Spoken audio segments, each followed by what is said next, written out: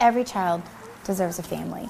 We just thought, you know what? We have a family ready-made for some little guy that might want to be part of our family. And so really for 10 years we tried to find a child that was adoptable with Down syndrome. It's not as easy as you might think right at first. 90% of babies with Down syndrome are aborted.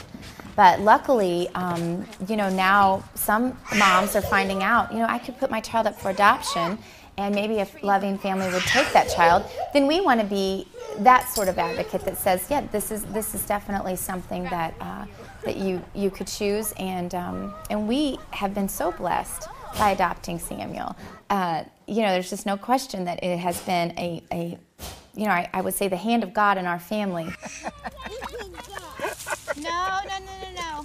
Of course, when Sarah Palin had her child, if ever there was like an argument, this is inconvenient in my life and abortion ought to be an alternative, she jumped right in the face of that and chose life and really set an example. You don't ever know what God is going to tell you you're ready for. Just because this is the decision we made for our family doesn't mean that we think it's necessarily the best decision for every family out there. But in our particular case, we had the room in our hearts and room in our home, and decided that this is something we could do. You know, politicians are, you know, we're human.